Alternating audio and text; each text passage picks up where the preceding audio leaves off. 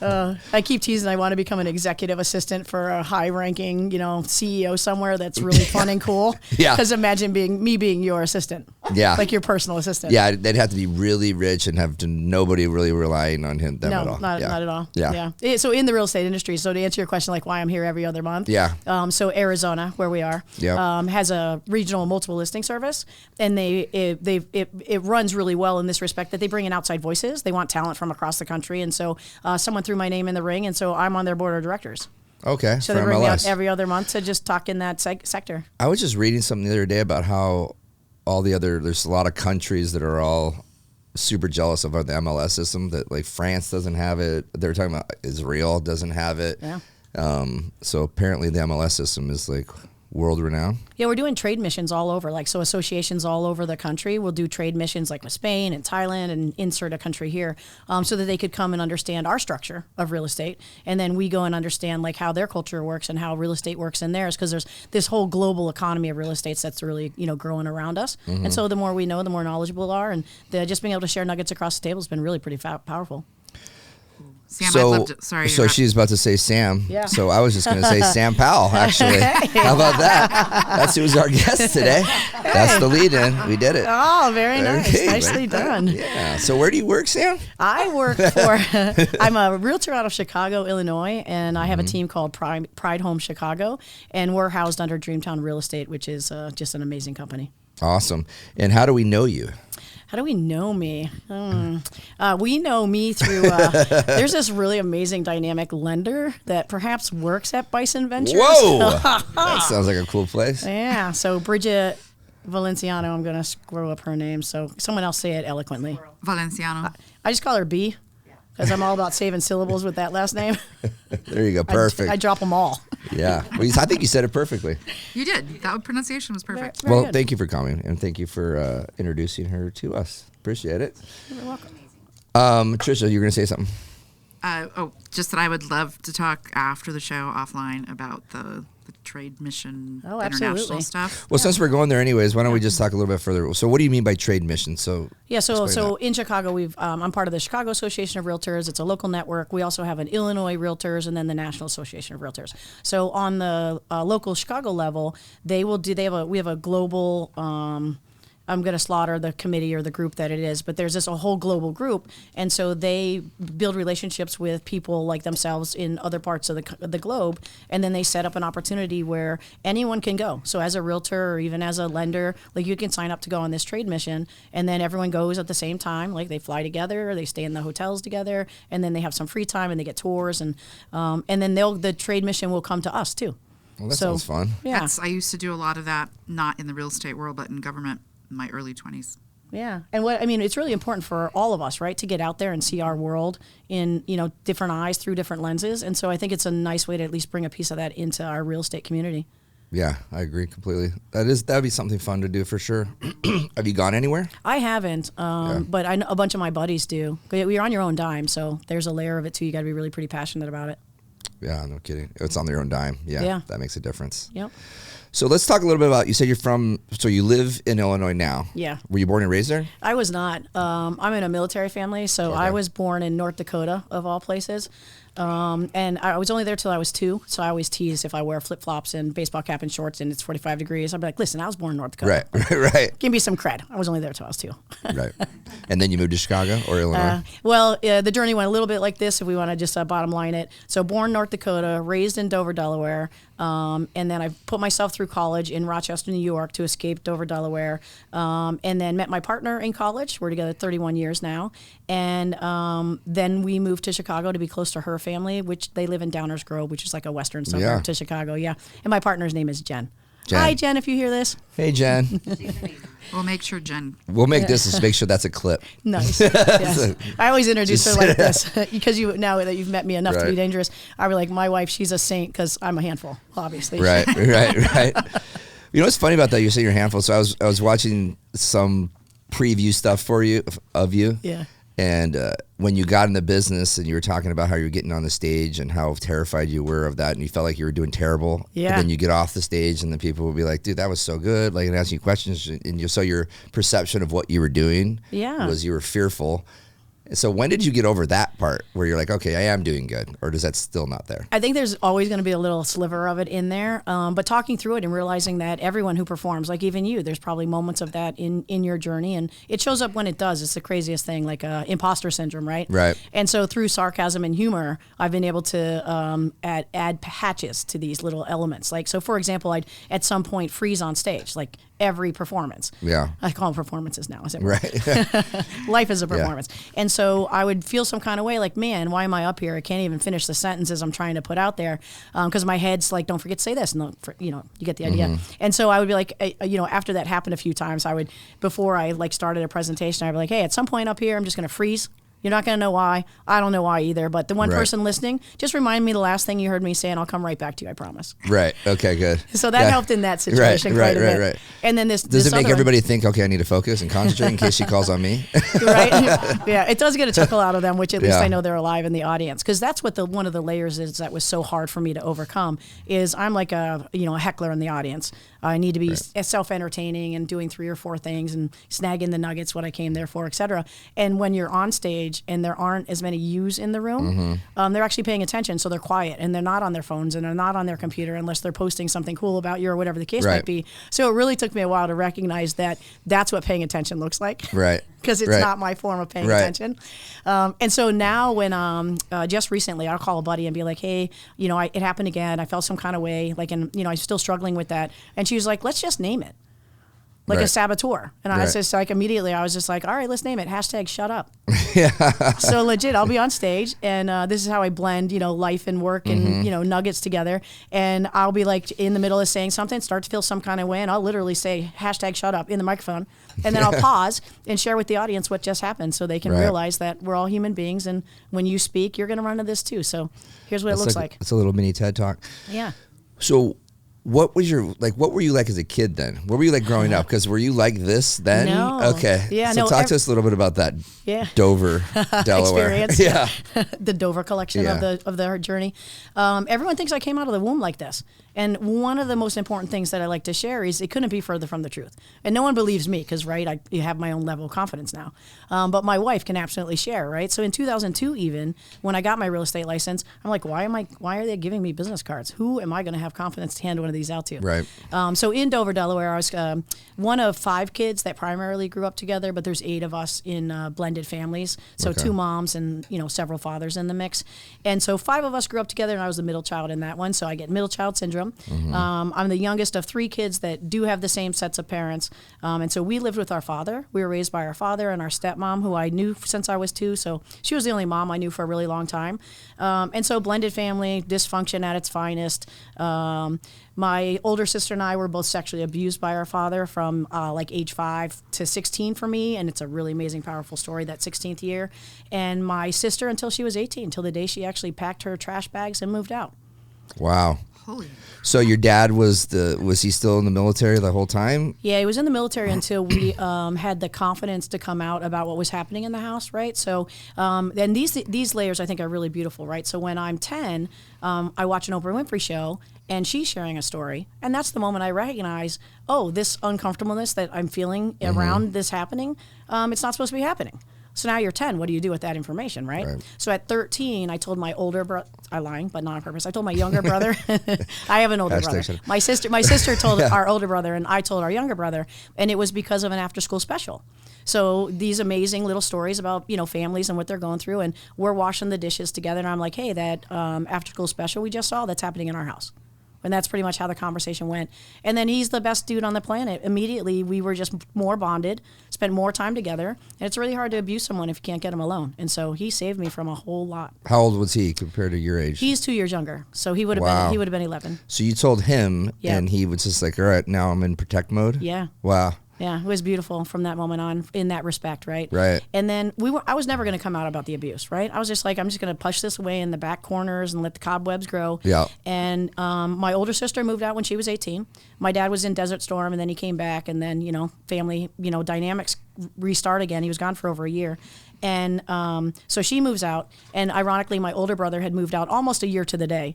And so a year later, it was like, it's my turn. Right. And stupid drama was going on, as you can imagine. So I go to school one day in my senior year, and then I never come home again. Wow. Yeah. He just brightened up our life. Over here. Now I can see the color of your eyes, I think they're Ryan. going, okay, so I think that was just more tell us more. Right? I think they were trying to get our attention for something. Spotlight. Yeah. Okay. Yeah. So I move out. And I call my sister because we weren't allowed to talk to each other because once you leave the family, you're kind of disowned. And so I call my sister and I'm like, hey, guess where I'm not living anymore? And she immediately was in defense mode, like, what about Christina, our younger sister, who's still in the house and is, I'm terrible at the math. Somebody do the math fast. I was born 73. She was born 85. What's our age difference? 8. 8 years. Yeah, so she's 8 years younger than myself, and so I was immediately like, "Oh my gosh, what a jerk! I'm so selfish. I wasn't even thinking about her." And I was like, what do you do? Like, where do we go with this? What do we do with this?" And she says, "Well, I'm not ready." And I was like, "Okay, mad respect, right? Let's just stay in touch." Well, the very next day, I get a phone call from the state troopers, and they're like, "We need to see you. We're going to need you to come into our office." So my sister had gone and visited our biological mom, and there's so many layers to the story. Keep going though. And I like the way. And they confided.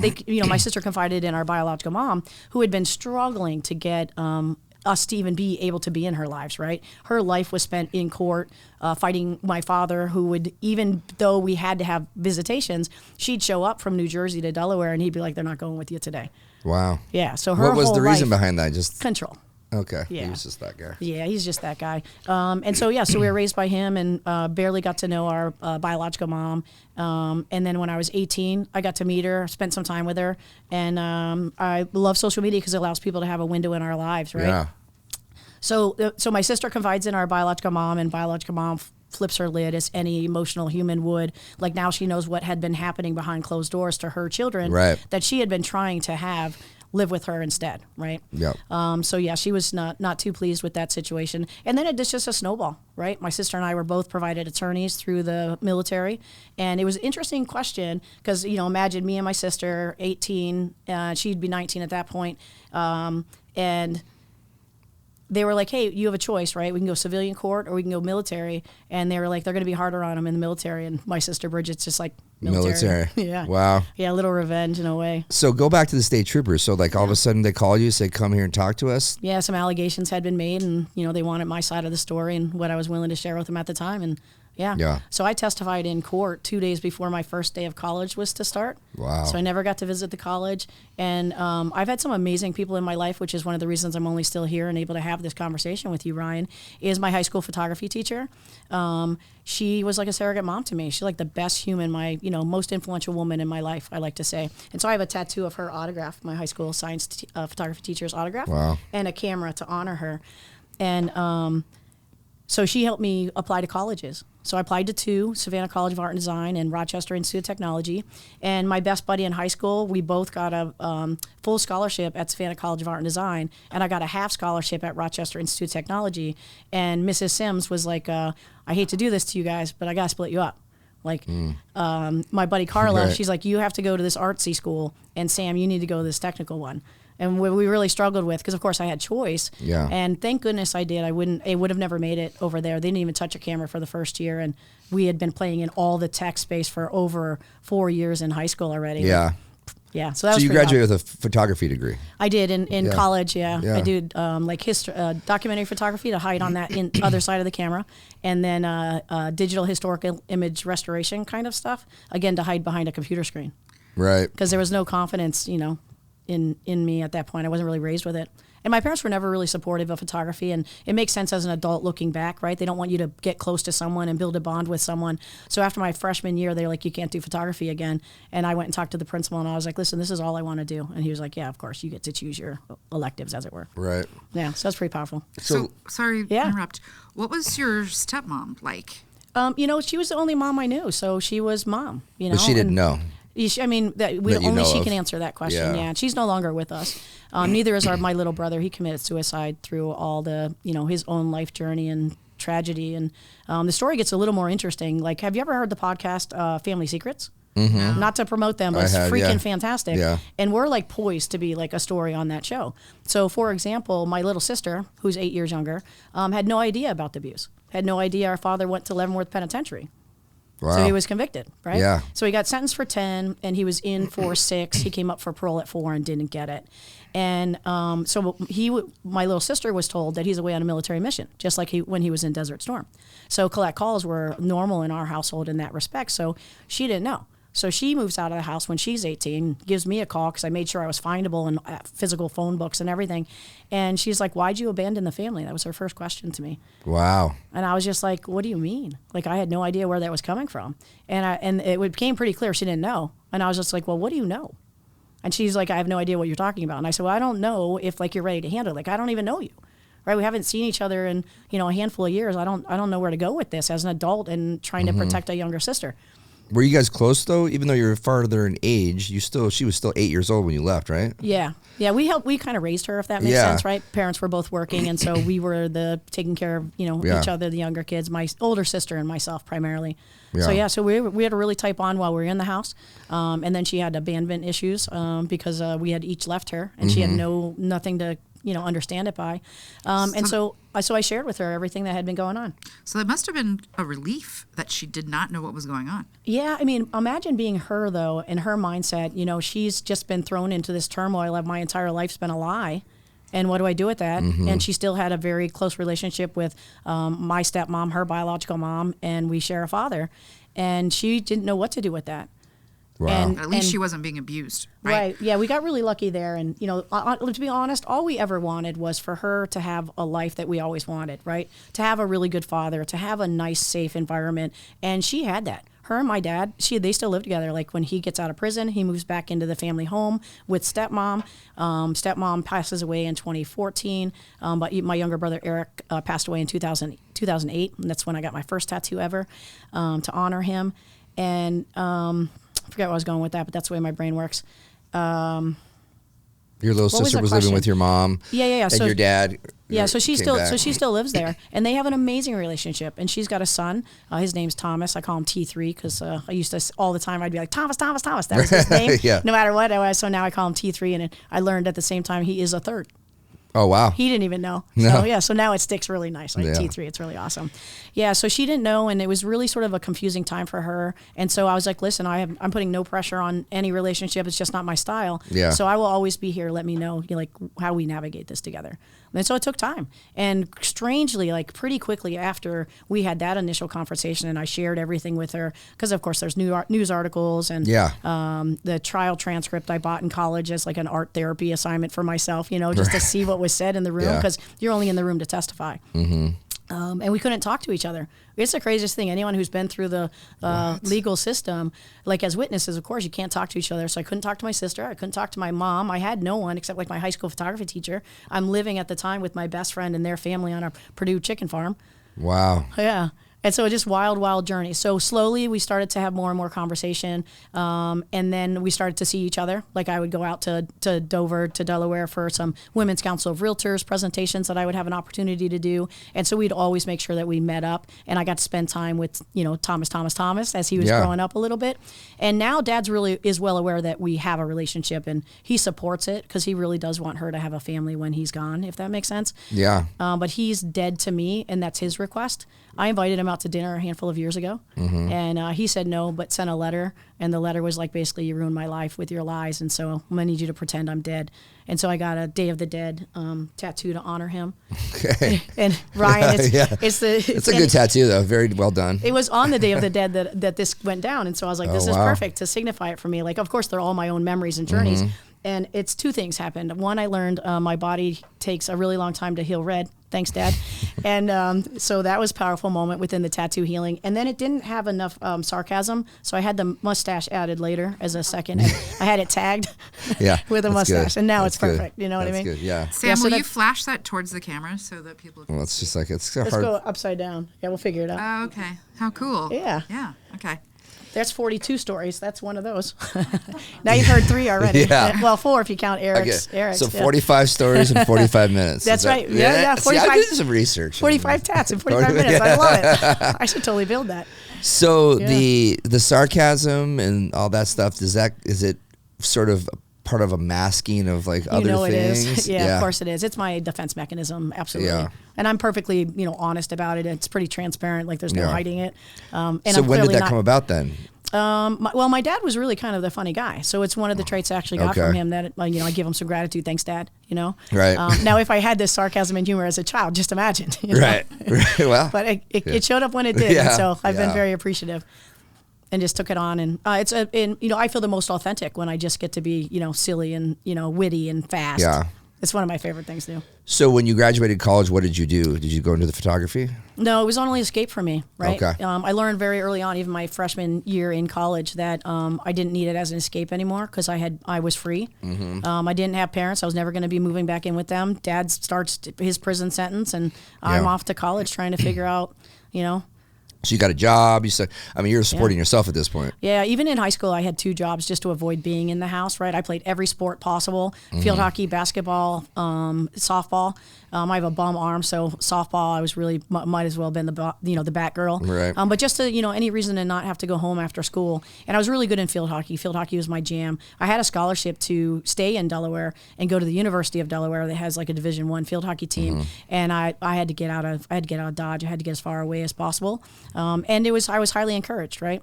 And we did some illegal stuff, and I'll say it in this way: like it's a really interesting power of the story and people around you that come to a solution. So in order to apply for any financial aid, you had to fill out forms, right? And you had to answer questions like your parents and then their income or that kind of stuff.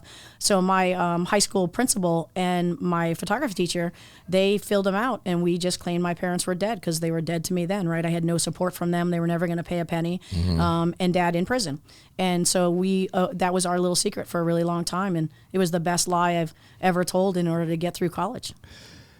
Yeah, so that goes back to your teacher saying that she had some money for you or you to go to this school and you to go to this school. It was a partial scholarship and a full scholarship. Yeah. So she did all that stuff for you. Yep. Yeah, she was like the stand-in, surrogate mom, I like to say. And we had a really, really unique bond. And she was really careful in her career not to get too close to her students. She would talk about that. Yeah. And then me and Carly came along, and we were the two that sort of broke that in her. And I'm really grateful that it did because she, Yeah. Where's Carly nowadays? She was in Savannah. We still stay in touch, of course, and she likes to call on Messenger, and I never pick up. And so, so I she's always the timing's always awful, and I feel bad. And I'm not a big phone kid, honestly. I'm much more in person. It's just, I appreciate the energy. I need the energy, and you don't get the same over a phone. But Zoom's a little bit better, right? Because then I can at least see in your eyes and see if my comments are hitting. Or Exactly. Yeah, exactly.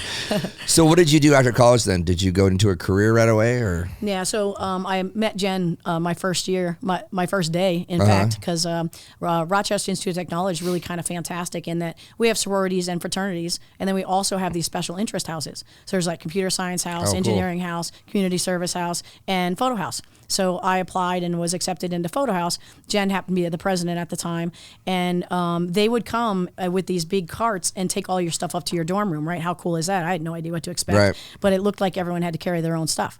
And I had, as you can imagine, my pile on the sidewalk was bigger by substantial amount than anyone else's because I'm bringing everything I own to college, right? I'm not just bringing, you moved out. I moved out. Yeah. Well, and this is kind of a cool, interesting backstory. Again, just learning how policing works. So when I move out, like when I go to high school one day and never come back home again, it was like a Thursday, and I was wearing the stupidest thing. Like I hate corduroy pants, so why on that day am I wearing corduroy pants? I had them on yesterday, by the way. You're like, what's all this new again? This is like 1992, And I was wearing like an uncomfortable shirt and boots, and I'm, like that's not even me. Yeah. But I was out of my element at that time because I knew today was going to be a weird day. So we go to school, me and my little brother. I drive us to school, and I hand him the keys. He can't drive because he's 2 years younger. And I was just like, hey, give the keys to mom and dad, and tell them I'm not going to come home until they're ready to sit down and talk to me like an adult. And the whole car ride to the school, that's all I kept saying in my head is like, what am I going to tell my brother? And then I came up with that line, and that's what I told him. And I asked my best friend if I could, go to their house tonight. And her parents are, her father's a Baptist minister, and they already had a couple of strays living with them. And so, and she had really good family, really good people. Yeah. And so, of course, they were like, Did they have any idea? They had no idea. Okay. And so that became interesting because I even came out to her father about the abuse before even my best friend in that respect, because it came to a head. So of course I grew up in this very controlling environment, and I'm like living in their house the first night, and that was just its own energy. And then I go to school the next day, and then that on Saturday I'm like, what do I do? Like I call my parents. So my mom picks up and she's like, you have an hour to get home.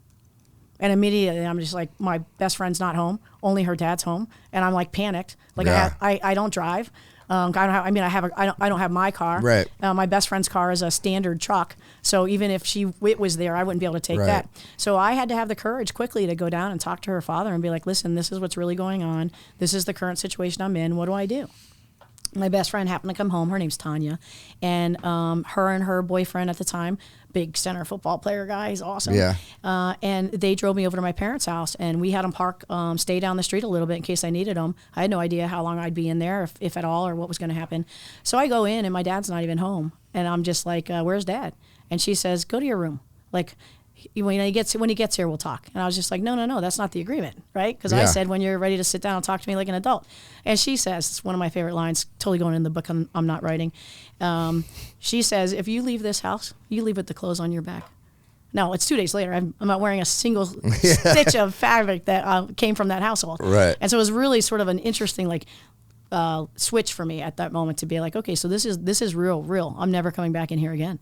Yeah. And the only other time I stepped foot in the house was with a search warrant so that I could go and get some of my personal belongings that I was allowed to get. And they found like savings bonds. And since I was 18 and present, they were able to give me my savings bonds. Thank you, Grandma, for all those birthdays over the years, right? And so that became a pivotal piece of a solution for me as well. Like I was able to, secure housing for myself off campus, because the last thing, after the freshman year, like that gets old fast. Yeah. So we ended up renting a house in Rochester. Jen and I got together pretty quickly. Like we're definitely the perfect lesbian couple. U-Haul like on day 2 kind of scenario. And we're each other's first relationship on a female side, and I'm her first relationship at all. So wow. Yeah. Poor Jen. Still together. Still together. I'm telling you, she's a saint, man.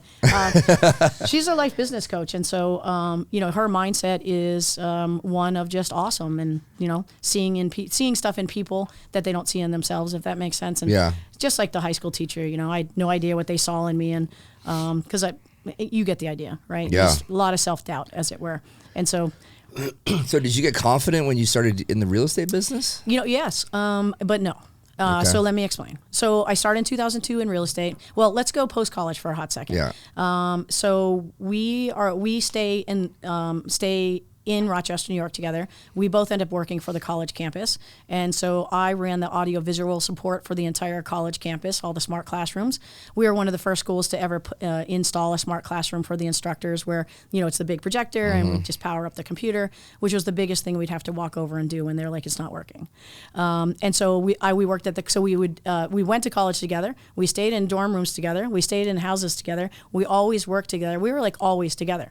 And that's sort of our state now. We're both has been like our entire relationship in that respect. We really do enjoy being with each other and what each other brings to the table. Yeah. So being best friends first really makes, a So how long difference. have you been together then? 31.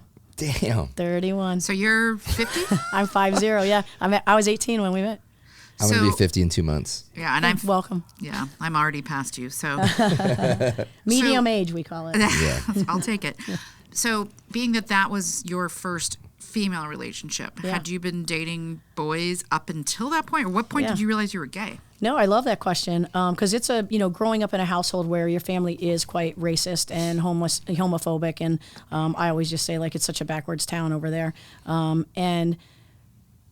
So in high school also, because I'm suicidal, no surprise, it's a lot for a kid to handle who now has no family immediately. And so I was in a really dark place. And so Joanna Sims was like, listen, I'm going to need you to sign yourself into this psych ward and get some help.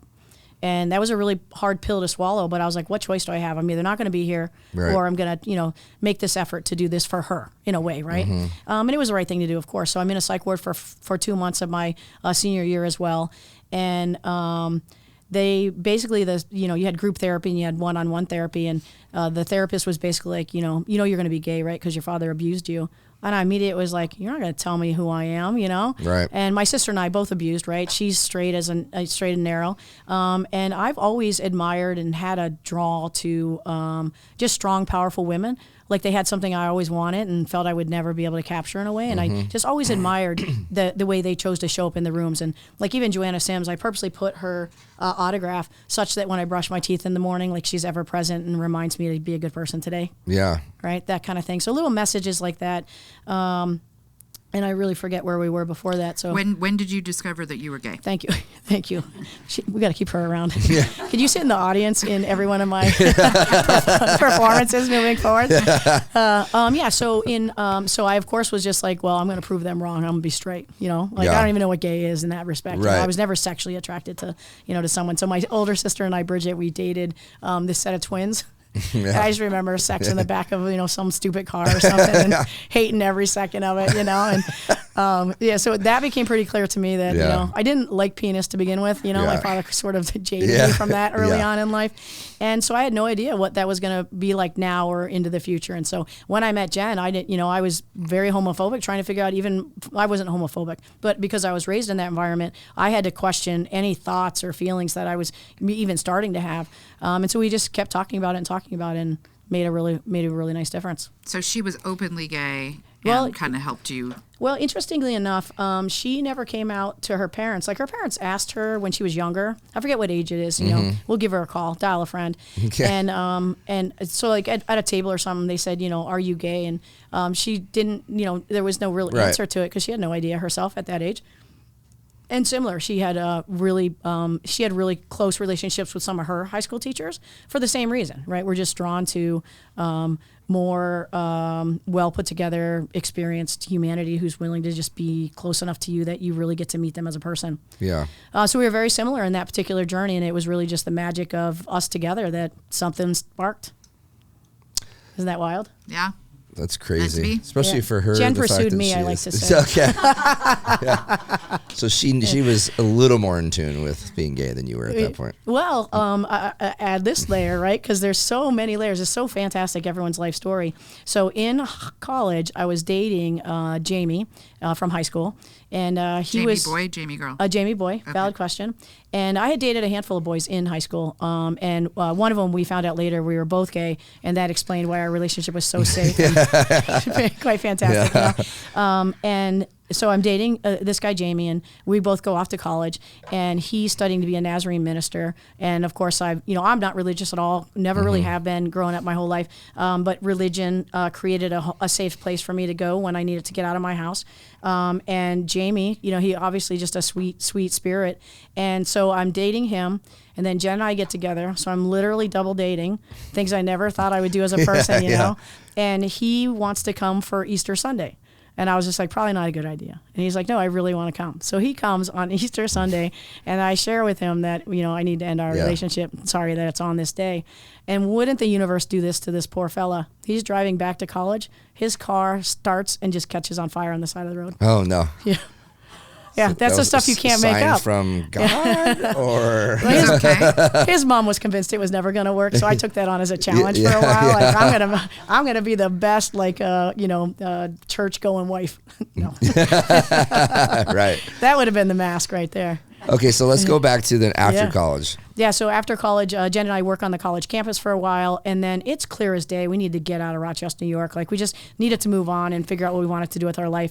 And Jen was studying imaging science in college at RIT. And so we decided we wanted to be close to one of our families, right? And Delaware's out. Yeah. So Chicago win. And then we were like, maybe New York City or Chicago, because we're both in art. She's an amazing artist in her own right. And my portfolio, of course, gave me an opportunity. And so I was trying to figure out what I wanted to do with that. And I knew it wasn't photography, but I also knew that talent would allow me to at least land a job where I can at least start to, stand on my own 2 feet. So we decided we're going to move to Chicago, and the cost of living was really pretty on par. So that made it kind of nice. We lived with Jen's parents in Downers Grove for the first summer. Well, it was supposed to be a summer. I think we lived there a year, and none of us wanted to, I wanted my own kitchen. But the experience was really amazing. They didn't want us to leave. And then, but in order to get to Chicago, I started applying for some opportunities out here. So I worked for this digital green screen technology company. So imagine again back in like 96, 97. Right. We moved out here in 2000, but I got to do a couple of gigs Out before here? that. Chicago. Oh, okay. Yeah. Okay. We're in Arizona right now, since everybody. Thanks, Ryan. Listen, Ryan. I open my eyes in the morning sometimes, and I'm like, "Where in the country am I today?" Right, yeah. So, right. I'll slip those up. Just correct it behind the scenes. That's great. And so I worked for this woman who owned her own company, and it was green screen technology, and it was really fascinating because the ugly green that no one wears, but they now wear and cause problems. And so we would set that up, and it's a sublimation, like high end printing on this Kodak paper. And so for example, I met some really amazing people in real life, some presidents, past presidents, and otherwise we would superimpose you standing next to a president, or depending on what the event was, right? Lots of bat mitzvahs and bar mitzvahs and parties and corporate parties and stuff. It was really awesome. So that created an opportunity for us to come out here. And then Jen got a job. She's better at the stories of our lives, but I think she started working for like AT&T at a call center or something just to get our feet wet. Oh, wow. Yeah. And then it wasn't until so we were here Chicago in 2000. And in 2002, I had gotten another job before that, working for another really cool company, and it was commercials.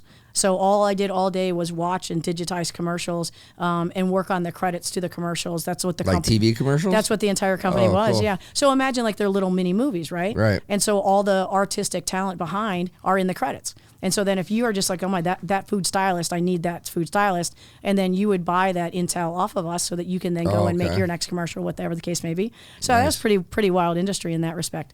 So who said try real estate? Yeah, so 9/11 happens, and my office is literally the building next to the Sears Tower. So we were evacuated pretty quickly to our homes. And Jen's parents were like, get out to Downers Grove, and we were like, absolutely not. If anything goes down here, we're gonna be here to help, right? And so I was .com'd after that because all the artistic sort of lanes started to really shrink in that respect. And so I made more money unemployed than I was being paid because I just leaned back into doing more digital photography. Jen and I had done painting for a college pro company in Illinois in the summers. So we had some painting talent. And so we started our own painting company, painting interiors. And a buddy who we were painting, my Jen works for a guy. The guy's married to another guy. We are painting their house. We become like fast friends. Okay. He is .com'd as well. And so he's just like, I'm going to get in real estate. And then he starts it and he's just like, you have to join me in this. And I was like, I can't. I'm not a salesperson. I can't have you purchasing something from me dependent on me putting food on my table. I just can't work like that. It's not the right kind of pressure for me. Yeah. And so he was just like, you're taking the class. Because he's just like, he already knows that's not what it's about.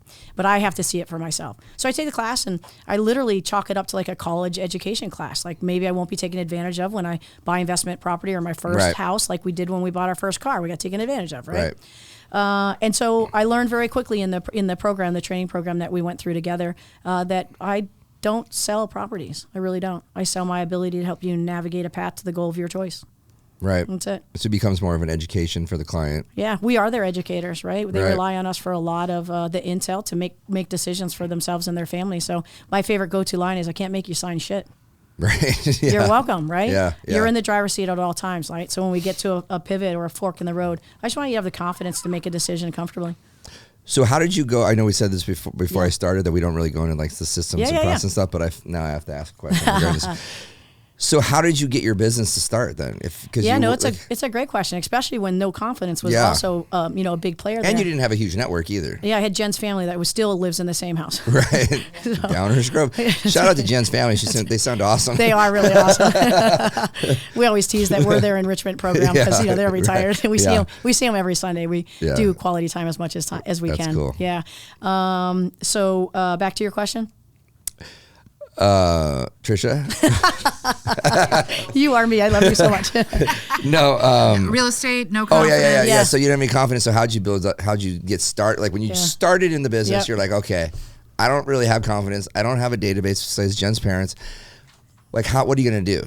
Start picking up the phone and start dialing? Like what did you do in order to start have this success that you had, and how long did it take? Yeah, knowing that I had no confidence for sure, not cold calling. Yeah. The negativity alone, I was just like, I'll leave the business the first night. Where's the bell? I'm ringing out. So because I had a digital imaging background and photography and some talent in that way, I spent procrastination time building flyers. And of course, in Illinois, there are neighborhoods or communities where gay, lesbians, have a larger concentration of living. Yep. And so I just went to like the downtown, the main street in like Andersonville. And the first day I went into every storefront and looked for a bulletin board. And then I wrote down the ones that had bulletin boards and then went in and asked permission and pinned them up or asked if there was somewhere else I could put them. And so I did that every month religiously because they reset them every month. And I got a call. One of my first calls ever was a designer, ironically. So I heard the voicemail. It went to voicemail. And so I have this message and it was like, I saw your little flyer. And that was my first opportunity was someone saw talent in that. She didn't know I made it. So that was irrelevant. But that was the first opportunity I ever had from that effort. And then it was just slowly like word of mouth and opportunities just slowly. But it took 2 years. For 2 years, we were still painting in the nights and evenings. Jen had a full-time job, so she's being worked to death. And I'm doing like 2 jobs, right? Trying to run a startup, real estate, and this painting company so that we could at least make ends meet. And being able to start, and some digital imaging gigs. And to be able to start saying no to painting assignments and gigs that, was really, really kind of powerful. So about 2 years before I really kind of got my feet wet in the industry.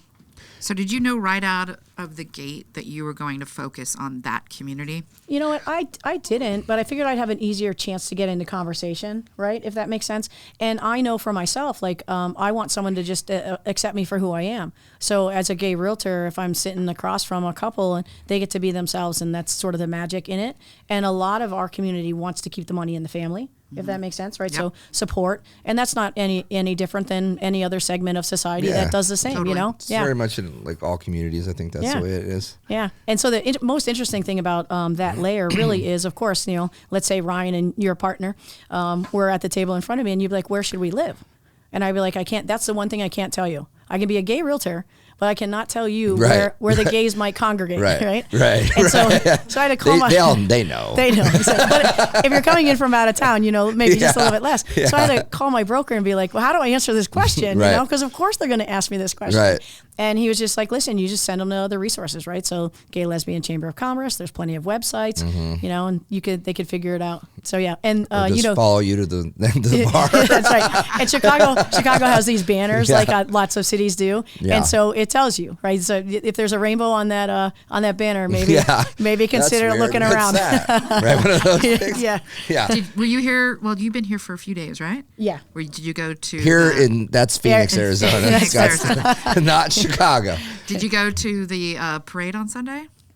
We did. We celebrate Pride at this time of the year because of the heat. Should. I'm gonna say, Bridget, you let me down on that one. Bridget didn't Sorry, know. Bridget. No, you didn't tell me. No, we don't. I don't even. She's not allowed to tell you. Well, we don't even do them in Chicago now because we're 50, and the last thing I want to do is like be on my feet. But I do have a cute story. Well, you can tell me if it's cute. Okay. I have a story about marketing for Gay Pride and the Pride Parade in Chicago, and I'm in the #1 marketing hall of shame for a company in real estate in Chicago, and it goes like this. So I decided it'd be really cool to have something to give away at Gay Pride.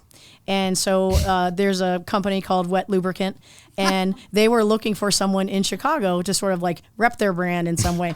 So I called him and I was like, hey, we've got this Gay Pride thing coming up. Maybe I can get, tens of thousands of these to give away at Pride, And so they were like, absolutely, we'll ship you some cases. So they shipped me cases of little sex kits, and me, Jen, her mom and dad, and our buddy Tommy are stickering these sex kits together as a family of like a digital printed business card, and we're just slapping them on there as a family. For a couple of years we did that, and then I get called into marketing at one of the companies I was with, and they were just like, yeah, you can't put our brand on that. And it was some suburb like way out in the boonies that the complaint came from. who had been Coal at Gay City? Pride. Yeah, exactly. It was like Rockford or something. And so the writing was already on the wall for me at that point because I wasn't even able to sort of market myself as myself in that company. And teams weren't a thing. Having your own brand wasn't a thing. So I was an early adopter to that. And Ask for Sam came from because Sam Powell was an attorney in Kentucky or something. So SamPowell.com was taken. So I had to be a little bit more creative. So I was just like, Stephanie, one of my besties, was just like, Ask for Sam. And it stuck. So I brand everything with AskForSam.com. Yeah, that's such a really good branding. It's like Better Call Saul. Yeah, It's right. like, I'm sure you've heard that before. Yeah. That's what it reminded me of when I saw it for the first time. So that first company you're with, well, first of all, I don't know if any company that's not your own is going to be cool with that. Well, but check this out. That's why this becomes a really beautiful layer of the story. Okay. So when I interview with Dreamtown Realty, I literally pose this question to him: is there anything you can think of that would embarrass you that I put your brand on? Like sex kits, Yeah. you know? Yeah. And he's just like, no, I can't think of anything. But you wouldn't do that now anyways because you're too tired. Okay. Yeah, too tired. But I've been with Dreamtown for like half of my career now. Okay. So yeah. Okay, cool. So, yeah, Okay. but that became really important to me to Yeah. be like, I want to be authentically myself, whatever that looks like. Yeah. And so either I'm going to have to start my own company because of course I'm going to say yes. Yeah. Or I need to find a brand that already respects me for who I am. Right. And even the interview, I wore a baseball cap, shorts, and flip flops. And I was like, and my wife interviewed with, meaning she was on my team. Yeah. And we did a PowerPoint presentation to be like, you're not only getting us, but you're getting our family. Right. And I'd like to introduce you to our dogs. And, here's some of the stuff that I do or whatever. So it was a really good fit right out of the gate. And he was like, listen, I already knew who you are. I accept you for who you are. And he just That's really is cool. that amazing, another amazing human in my path. So what about the Women's Council of Real Estate? Yeah, How so- do they feel about any of this stuff? They know all this stuff, I'm sure. So it's like you're like national speaker at this It's point, right? International, thank you, Canada. International, sorry. Yeah. Hey, it counts when it counts. Right? These are proud obstacles. Right. Yeah. Okay, I mean, before you answer that question, at what point did you start getting involved in all these different organizations? Because that's another step of the confidence level and all that things, right? So now you're like involved, and then you're like going to take a leadership role, and then you're going to be like a bigger person and all this. But you've been in it for a while now, so. Yeah, I for the first part of my career, I didn't even know there were opportunities, to be perfectly honest. We just got blinders on, trying to get some money in the bank, trying to figure out this industry, which is so complex. And I've never kept a job for more than 2 years, so I didn't even know that it would be sustainable if I'd be bored with it pretty quickly. And I really started enjoying the people and how they changed every time, and the industry is evolving and growing. And when I joined in 2002, it was also the year that electronic signatures became legal. And I was immediately like, I'm going paperless. I want freedom. Yeah. So I want to be able to be on my laptop anywhere in the country, anywhere in the globe. Give me some Wi-Fi. Let me be able to work, but I don't need to carry around manila folders. This is stupid Right. to me. Anyone who has manila folders, I still love you. They also have digital folders. They, too, well, I mean, that's why I say keep it where it was born. Like why are we printing these things out? Right. So it wasn't until like thinking back, it's like it's been halfway into my career, but it wasn't until like 2010, 11, I was tapped on the shoulder to go to a Women's Council of Realtors Chicago board meeting because you could come and observe, and they were looking for leadership at that time for the future years, and so I was a volunteer for a year, and then I was a secretary for the next year, and just slowly moved my way up all of the leadership channels and the local level. On the state level, I was Chicago president in 2014, state president in 2016. Then we had a role called governor, and I was the governor in 2020, and then that role changed. They make modifications and evolve Women's Council of Realtors. So I basically had done every position that was available to me outside of the 4 national line officers, and that's where I drew the line in the sand. I was just like, that's not the best for me from a messaging standpoint, and also from the commitment standpoint. Like I really love the freedom of, accept this gig, go travel, hang out with amazing humans, and like that's where I'm at my finest and where I get the most energy back in a way, if that makes sense. Right. And does everybody know you basically in the Women's Council of Realtors, like all over the country? All over the country. Okay, at this point, because they've seen you somewhere. Yeah, all the conferences, right? So imagine this, right? So since 2011, I've been to every national conference that real estate has that are sort of the standard ones. So every May in DC and every national conference that moves around, every year. But the Women's Council Conference is always at the NARS conference, National Association of Realtors Conference. So we try to make it convenient because our leaders are in both of those sectors, if that makes sense. Look at that. Watch this now. Like so let's talk about NAR. That's what I was going to say. Let's do it. Let's do it. All kinds of stuff going on right now. So how do you feel about what's going on right now? You know, with people leaving. To be perfectly honest, I'm just excited that the industry, there's something going on in our industry that is going to shake it up. Like, I don't care what it is, right, or what it's about. I just like that there's new energy around a lot of things. And I'm in the MLS sector in volunteerism at this point in my career, and it's just fascinating to talk about what if. Right. So I went to, I think it was an Inman conference, and the title of it was What If? And what a beautiful concept. Like, what if it goes this way? How would we like to shape what real estate looks like in the future? Because we're going to have to be creative on a number of levels depending on how it all falls out, right? Yeah. And so I like the challenge. I'm all about solution-based, so brainstorming and just saying crazy stuff and taking little elements from all the crazy and build something dynamic out of it. You know, so I'm excited, which sounds crazy, but it really gives me energy to see the conversations happening. Yeah, it's good. It's that everything's not stale.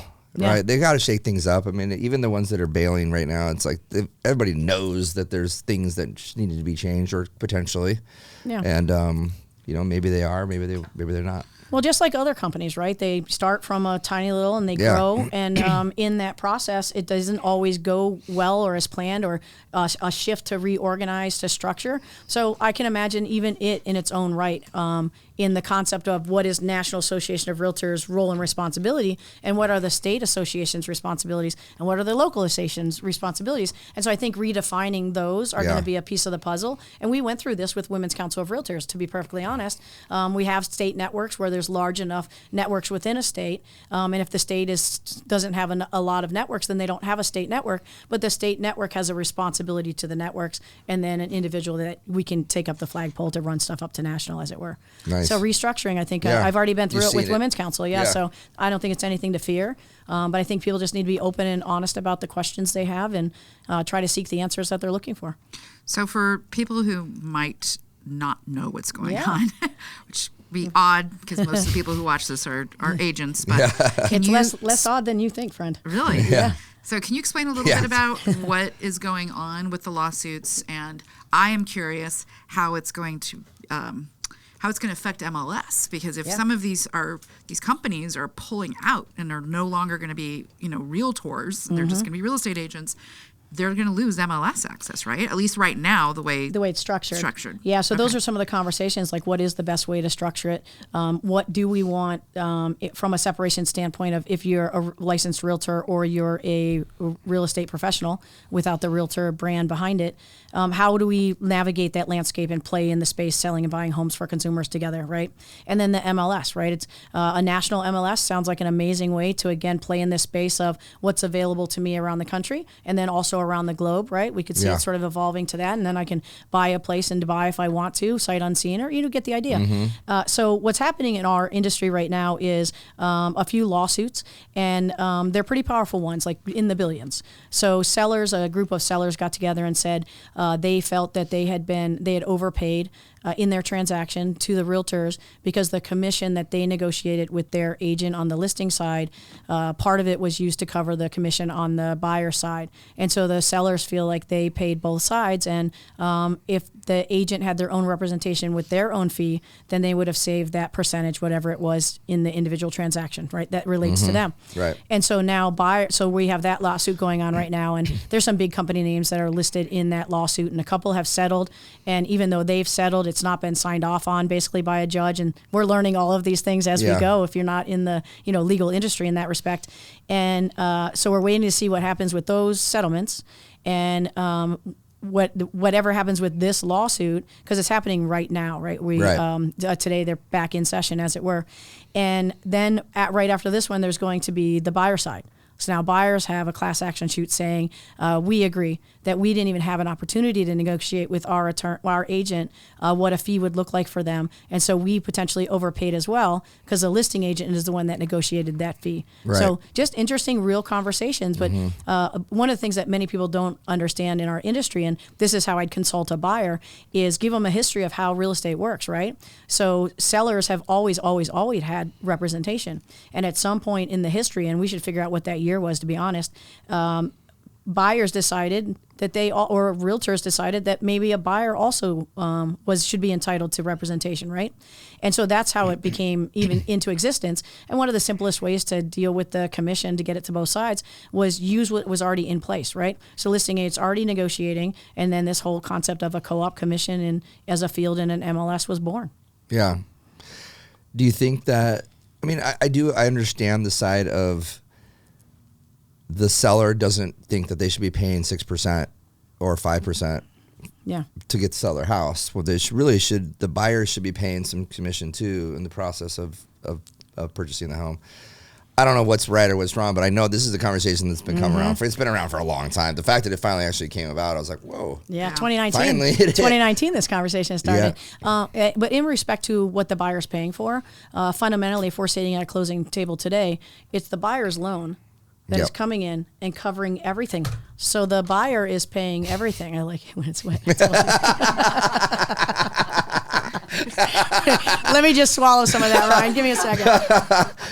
Timestamp that part right there. I love in the podcast where they're just like, edit that out. And of course it stays in because they're like, that's a mint. Okay, we're leaving it in. Here you go. Oh, fantastic. I mean, it's barely. Yeah, who cares? It's just water. It's just water. Yeah, I'm not worried. Let it not be a distraction to us, Ryan. It's not. I tried to just roll with it. You did roll with it. Sorry, that was me. Yeah. Hey, listen, it was a welcome introduction. So on the from a perspective, I feel like, and I have always felt like, and I would have arguments with my peers about the buyers paying everything. Yeah. They're paying for everything that's paid for out of their mortgage that is sitting there at the table electronically, right? Mm-hmm. And so they already they know what their agent's going to get paid because it's shared with them as part of the conversations for a closing costs to them. And the seller signed the contract, but they feel like they weren't aware that it was negotiable. Yeah. Right. And different realtors run their business differently, and so I would absolutely be like, it's a contract written by attorneys. Thank you. They fondly left us some blanks to fill out, and then navigate the journey with you, and give you the best representation we can. And so the fundamentally understanding, like, I can't make you sign shit, Ryan. Everything is negotiable. And realtors, we need to learn that. Every professional needs to learn that early in their career, because if you change companies, negotiate your best interest in mind too. So those fields are negotiable too. So it's a good lesson for each and every one of us, no matter where we are in business. You have the opportunity to negotiate on your behalf. So everyone get out there and do that a little more. Boom. So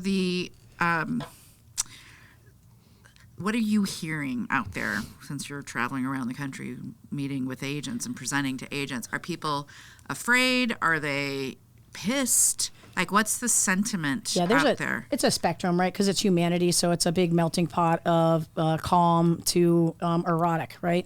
And, there was something I was going to share. And it was about buyers, too. Oh, it's about buyer agency agreements. So those have been around since I started in real estate in 2002, and I know this because I was forced to use them as part of my training and education, right? Mm-hmm. So when you work with a seller, they sign these docs for your representation. When you work with a buyer, they sign these docs to get your representation. So fundamentally, it made sense to me as a very green freshman realtor. They were really hard to get signed, right? Because you didn't have the confidence to be like, here's why I need you to sign this when you're, day one realtor. So over time, we have always used buyer agency agreements. Like I always have personally, and whenever I've had an individual on my team, they use them as well. And we use it in this way. It's a handshake on paper. If I do anything that you would like to end our relationship, you have every right to do that. There's nothing to stop you from doing that. And it's a handshake on paper. If you're not satisfied with the services I provide, if there's a differential that's owed at closing, then either don't bring it and tell me how I can be better, or bring it because you're satisfied with the services that we got. So 98.4% of the time we would get a differential at a closing table. I love hearing that, because I used to be an agent. I don't know if Bridget told you that, but it wasn't until I got screwed big time that I started using for here in Arizona, it's a buyer broker agreement. Yep. And I strongly encourage all the agents I work with, like, trust me, you don't want to learn the lesson the hard way and miss out on a $60,000 commission because you were too afraid to ask for this document to be signed. Well, but it's hard. Well, and the way I like to present it to my peers is, are you running a business? So let's pretend, Ryan, you're a realtor. Mm-hmm. Are you running a business, Ryan? Yes, I am. Okay. And do you negotiate? Have you ever negotiated a listing side commission? Yes. So why aren't you doing that on the buyer side? It's the same thing. You're running the business. And I would always say, why would I let the listing agent negotiate the value for my services? I don't know how good of a negotiator they are, right? I know the piece they're sharing with me, but I don't know what the rest of that number is until you're at the closing table, and then you learn about your peers in that respect. And so I would always be like, listen, this is what they signed. This is what they signed. Run your business like an actual business. Don't let another dentist tell the other dentist what the cost of his cleaning is. I didn't know that you didn't know what your commission was going to be until you were at the closing. Well, you do once they find the property that they want. It's in the field. But in your show, you say you show 24 properties. Right. The co-op's going to vary throughout those properties. So do you find that I don't know if this is like this in Illinois, but so out here the standard is 6%, right? I know plenty of people. Yeah, we can't say standard for starters, but okay, sorry, that's okay. So you're exactly the what most consumers common think. thing that I see out there with my agent friends is the 6%. I definitely have seen a lot of negotiation over the last couple of years. If it goes, so the compensation to the buyer's agent goes away or is greatly minimized, do you feel that the consumer is going to get screwed on this because those agents are only going to be motivated to show properties that are offering a full 3% to the buyer's agent? Yeah, I mean, they're depending on the human involved in that moment in time, they're going to for sure make decisions, and some of that's going to be based on it because you can't stop yourself as a human being.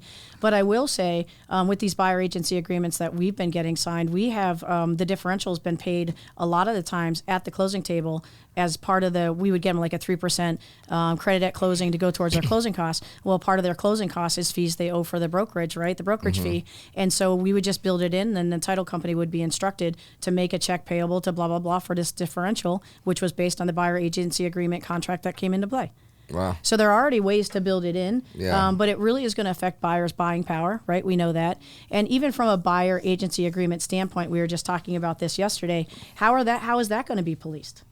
Right. So let's say you sign 3 different buyer agency agreements and you honor the one that you like the best, but you made the rest of them do, all the work, as it were, before you wrote it on your home. And we see that all the time, right? I don't want to waste your time, so I'll let you know when I found a place that I want, and I'll just use these other realtors to sort of navigate that path. So it's education to the consumers. They have no idea how we get paid, generally speaking. So helping them understand the breakdown of where the flow of money is pretty essential in helping the consumer base understand how this side of the industry works. And the average realtor salary on an annual basis is a report that you can see, and it's under 40 grand.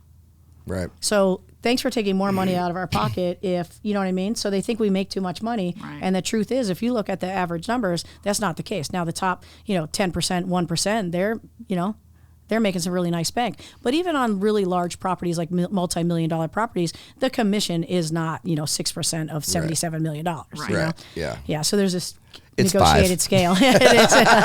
It's 7 because it's harder. Yeah, exactly. There are some people that are like, I'm going to start charging 7. Yeah. That's been, I don't know the details nearly like you do, but I've gotten 7 and 8. Good on for the you. listing side, yeah. Good for you. But I was talking about the representation. You're like for the in buyer. Lake Forest? Downtown Chicago. Oh, okay. No. Just as good. Yeah. That's been my concern is what's going to happen to the consumer? How is it going to affect lending? Are we going to allow that commission to be rolled into the mortgage? I don't know. These are just things that go through my head. Well, you have already. I'm laying in bed. Yes, in some capacity. I'm proof in the pudding. We have used it. That's that solution. And what I found in my journey with the buyer agency agreements is the buyer at the closing table either wants to leave their money in their bank account and roll it in, or they don't want to pay it over 30 years, and so they bring it cash to the table, meaning they get a certified bank check made out to the brokerage that you're with at the time. Do you coach that? One of the things early in my industry, when I came over to Dreamtown, I basically said, listen, I can train on buyer agency agreements. And there was a lot of fear around this in the industry at that time. So this would have been, one second. It would have been 13 years into my career. I went to Dreamtown Realty, and I had been doing it. I was proud of it. I was doing presentations on how to get buyer agency agreements signed, and the biggest push was, this is what a seller signs, this is what a buyer signs. Any questions? Yeah. And you just show them how the business works. I'm a professional. I run my own company, and I negotiate with my sellers a fee for my services. And when I represent a buyer, or I negotiate a fee for my services, are there any questions to that as a concept? I bet you there are a lot of questions from the seller's agent a lot of times that aren't completely like savvy at that, right? Yeah. Well, and I wasn't either right out of the gate, Yeah. right? It evolves into your own language in a way. Now, hear this. This is a really a cool kind of story. Feeling like I was a pioneer in actually doing these because I found the value in getting paid that what I felt my value was, right? And also started focusing mainly on the listing side, so I had more control over that and lots more freedom. So buyer agency agreement, we get it signed, and my clients, the buyer clients, they were in sales. So they absolutely understood how commission works and how negotiation works, et cetera. So they signed the agreement. We find the house. Now we know when we're in the house, it's the house. So when we're walking out and the female says, so the additional fee is going to be blah, blah, blah. So based on a quick and dirty calculation, if we were to pay full price, here's what the differential is based on the buyer agency agreement we signed. So this was how this number would work for us at the closing. I'm like, yeah, absolutely. In its worst case scenario, if we can get a deal, then it's going to be less. You get the idea. And so I felt once I had executed contract on that property for them, I sent it to their attorney that they had chosen and also provided the buyer agency agreement because they're a contract. I'm like, let's just bundle these all together. Seems like the right way to run a business. And I get a call from my client who's just like, listen, we are not going to pay that buyer agency agreement differential. Our attorney said you're taking advantage of us. He's never seen this before. And we had no business even being asked to sign it. And I'm fuming. Like I'm hurt, I'm shocked, and I'm like, what do I do with this? So now I'm like, do I ever have buyer agency agreement signed again? I'm like, where do I go from here? And so I remember distinctly sitting in my the dream car I always wanted was a yellow Volkswagen Beetle. So I got that in 2003, a year after I started in real estate. We bought our first condo in 2004. So I'm sitting in said yellow Beetle, we call him Mr. Yellow, in our garage. And I'm like just fuming and trying to figure out how I'm going to respond to this. Like, how do I navigate this such that they still have a good experience, that I can get paid what we negotiated as my value? And then how do I educate this attorney? Because he's going to be one of all attorneys that we're going to have to start educating about this layer to our business. So I had the courage. Don't ask me where it came from, but I'm really grateful it did. I called the attorney, and I thought counselor was derogatory. So I said, hey, counselor, at what time during this transaction do I get to set the fee for your services? And then we had silence. Like this, Ryan. Silence. Shh. Baby sleeping. And so he was like, it took him a hot minute, and he was like, you know what, you're absolutely right. I had no business stepping in.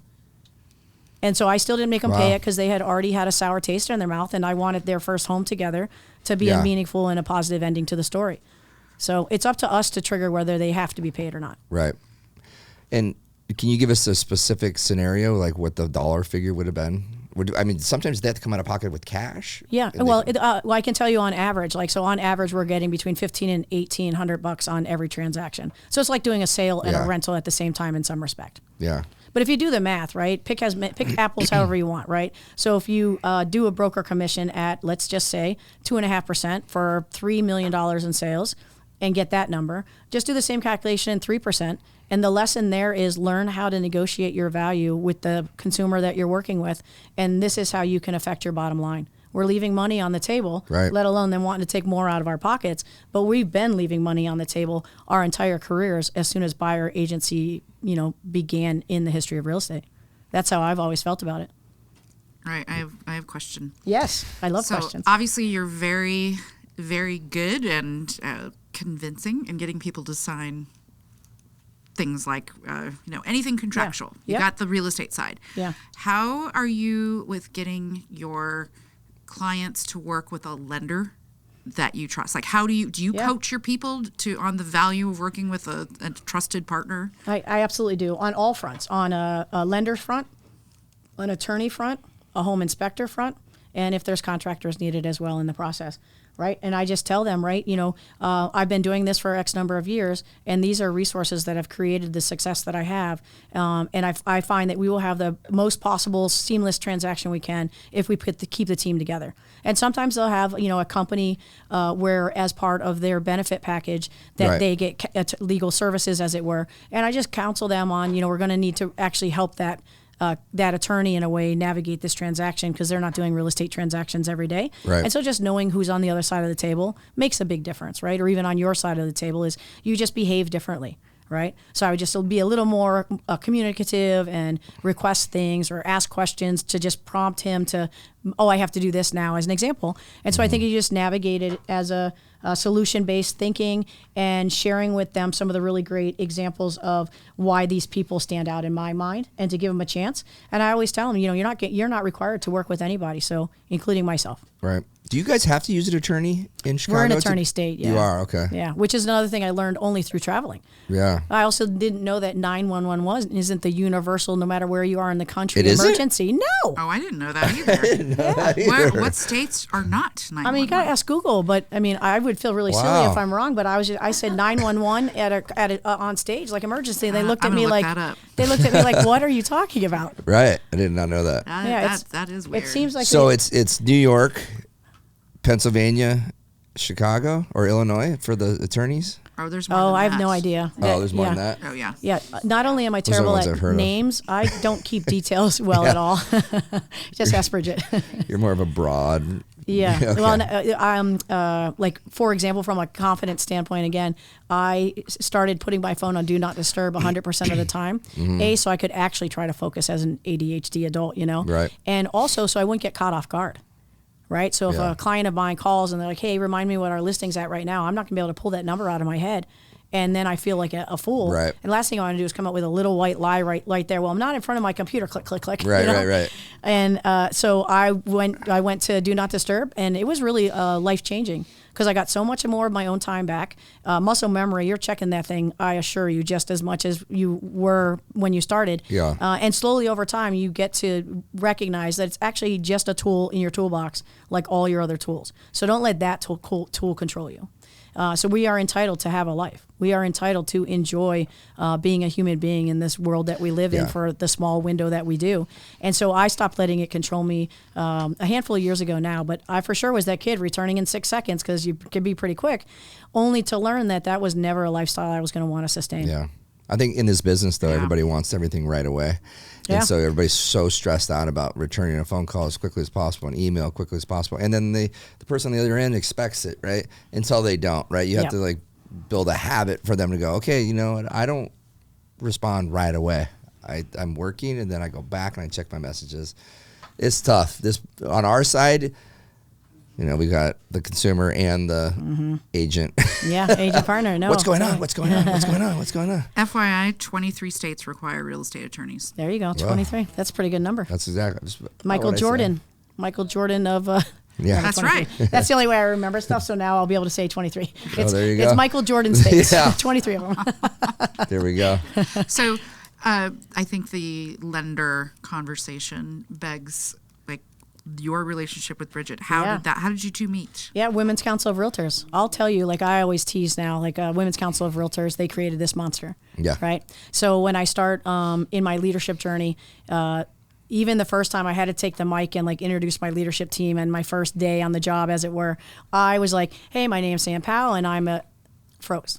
Yeah. And I was like, what do I do? I literally turned around. I gave him my ass. Turned around. There's no way to run. I'm facing a wall. I can't get out. And I had to figure out a way to reset. I turned around and I started right from the top. My name is Sam Powell. That's good. It's a good technique, even if it was on accident. Yeah, exactly. So Women's Council, the first opportunity I ever had was at a national conference, and I was asked to give the inspiration, right? So at every meeting, there's a Pledge of Allegiance and an inspiration. And so on the national stage, I get to do this. And at that point in my career already, this would be 2013 because I was incoming president for 2014 for Chicago. And so to be that early in my career and be asked to speak on the national stage as an inspiration, that was a really powerful moment for me. And I already knew what my inspiration was going to be, that Women's Council is my inspiration. And so it was this really sort of beautiful idea and concept that almost didn't get to happen. So in the agenda, we're sitting there in the audience, where we're supposed to be to, go on stage. And on the agenda, I'm giving the pledge. And the kid sitting next to me is giving the inspiration. And I'm like, I'm caught off guard by it. So I'm just like, how do you want to do this? Because they don't have an inspiration. Because it's just an error on the agenda. So we didn't say anything. Last thing we want to do is make someone feel some kind of way while they're trying to, lead the room. And so I never said anything. And of course, word got around because they're like, where was Sam's inspiration? So they fixed it. So the very next meeting we had during same said conference, we had 2 inspirations. And so I got to give and that's that video actually is floating around in the interwebs. my first ever speaking Really? opportunity. Yeah. Any idea like what On- search on term? Yeah, YouTube? I think I think on Facebook even you could do a search for something that Sam Powell posted that said inspiration, and then look for a video. What year was that? That would have been 2013. That might help too. Yeah, it'd be pretty easy to find, and I can easily find it for you as well. And so that was a really powerful moment for me, and I felt so comfortable up there, and I was just like, wow, this is kind of interesting. Right. And National really liked my presence on the stage, and so the very next ask I had was to teach a class at the next national conference on how to use our microsites that every network across the country had access to. So how to bang on that and update it as your network grows and stuff. So how quickly did that spark this interest of like, okay, I'm ready to do this now. I'm gonna start focusing a little bit on this. I like getting in front of people. Yeah. I like talking. And then at what point did you kind of go, okay, my team's gonna start running itself more, or I'm gonna hire people to bring in to do that, and I want to focus on traveling and speaking. Yeah, right. Yeah, it was a slow grow in that respect. And at the same time that I started investing back into the industry with my own talents, right, use the talent from within, I also was giving back on the local association level. And also my wife and I were staff on a semi-pro women's tackle football team Chicago had called the Chicago Force. So we were over volunteering very early on in this We said yes to everything. And so that over time really started to take its toll. And, we're giving so much into volunteerism that it does have an effect on your business, right? Because you just you have less time than you had before because you're giving a lot more time back. And over time, I started scaling back on a little bit of that. So, for example, in 2018, I wanted to take the entire year off, no volunteering, a sabbatical, because only Sams can take them. Yes. And so in 2016, I had to start saying no to stuff because a lot of our commitments aren't just 1 year, as an example, right? Right. And so I started 2 years early, and then I did do one volunteer thing, but it was one small gig for a small window of time. Right. And so people thought I was never going to come back into volunteerism. So that was kind of an interesting thing. I had to remind people that, of course, ask me for my talents or whatever. So slowly, the kids in the audience would see me on the stage teaching a class, and then slowly I would just start to be asked to do a little more and a little more and a little more. I love it. She says the kids. The kids, everyone's a kid. I tease that I'm an adolescent. I'm behaving as an adolescent at this phase in my life. Right. This was kind of an epiphany on this trip. I'm not going to lie. My wife would be like, I could have told you that 7 decades ago. But since I didn't really have a childhood, I'm taking it back now, right? So I choose to live my best life now, and we're taking better care of ourselves. I'm all about experiences, so I will never buy you a gift because I'm selfish. I want quality time with you. Yeah. So my gift will be, let's do this, and I'll pick up the tab. But I want the relationships. I want the experiences, because you're not going to remember I bought you that camera that I didn't buy you. Yeah. I was just watching something yesterday with Matthew McConaughey. Yeah. He has the Livin. Well, his son, Levi, I guess it was his birthday. And so he's like, Levi's living Livin his best life. And it went to this whole thing following his son. And I'm like, dude, this kid is living his best life. Right? Like, what a great role model his dad is. Because, you should go look at it's 20 videos, short little videos of this kid, surfing the greatest places, jumping off these rocks in Hawaii and in Bali, and he's probably 15, by the way. Yeah, don't we wish we all had that? Yeah. And I even like to say this, right? I feel celebrated in rooms when I walk into. I didn't always feel that way, obviously, from childhood and in pockets, even in real estate. Early on, people would look at me and be like, why are you standing in this $1 million home? And I'd be like, it doesn't matter the fabric I choose to cover my tits and bits with. It doesn't affect the value of your property. And so I just sort of took on that persona of, listen, it's fabric, let it go, right? There aren't girl clothes, there aren't boy clothes. There are clothes I wear that give me a little more confidence, and isn't that okay enough? Right. Yeah, so judge me for my contributions, I like to say. Yeah, no, I like that. Yeah. I just found the video. Oh, you did? I do want to live his life. Well, there's Levi's life? Yeah. We'll have to show you afterwards. But, this kid is just the biggest stud ever. Of course, he's good looking, too, because his parents are beautiful. But you'll put the link in the remarks somewhere for everybody. He's working in some of these, though. Is he's he? not just having fun. He was standing in what looked like a kitchen, working. Matthew McConaughey or the kid? The kid. Yeah. Oh, he's probably playing on the computer, watching himself on YouTube. Well, you had mentioned a TED Talk, just the word TED Talk, and it made me think of, because of that story you just shared, is kids that are homeschooled. there's this one kid that's been doing these TED Talks, and it's about hacking the school system.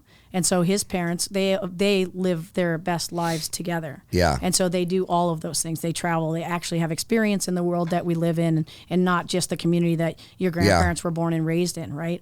And so that sort of concept of getting out there earlier in life to experience life. Yeah. I think it would help our country in a big way. I do too. I'm actually, as much as I thought it was so weird that the homeschool kids were weird when I was raising my kids. Yeah. I'm like, God, they really weren't. No, It's a like lot of we them wanted to like just be part of like the crew, so to speak, and you would send your kid here, and you want your kid to play this sport and be in this group and wear these clothes. When these kids are just, they don't care what they're wearing. They go to school for like 3 hours a day at home, and then they go do whatever they want to go do.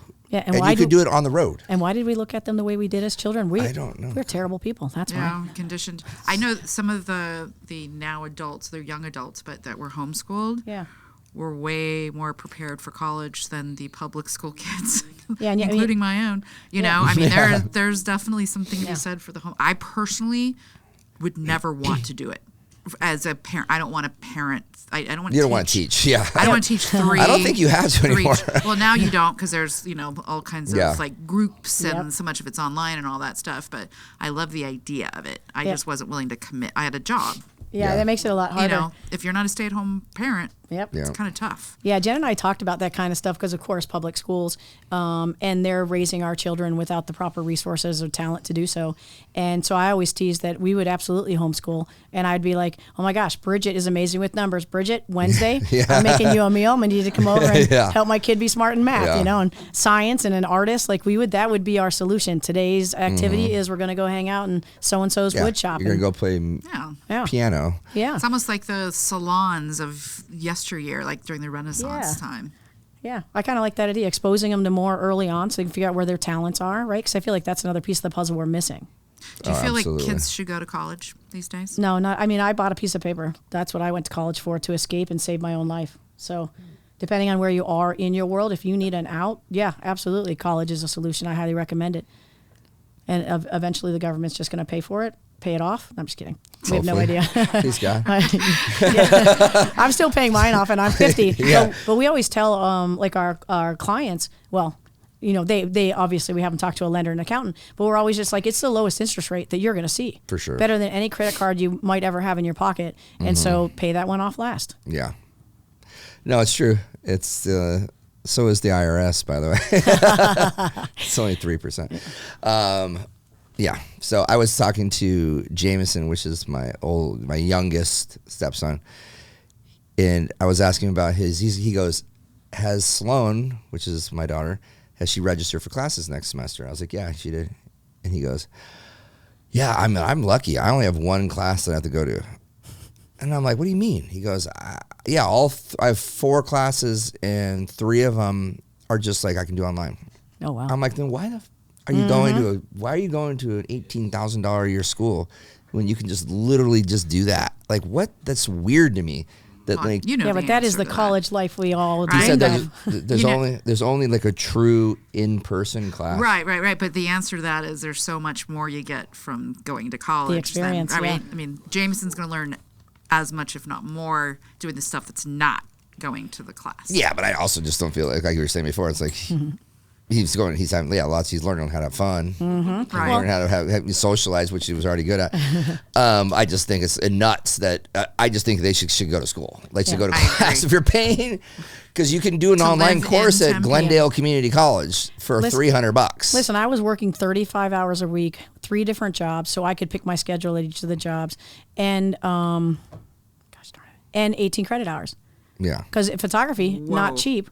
And so I had to make like my student loans covered the big nut, but I still had to pay for my own film, my own processing. If I wanted to upgrade any of my, camera equipment, that was all on me.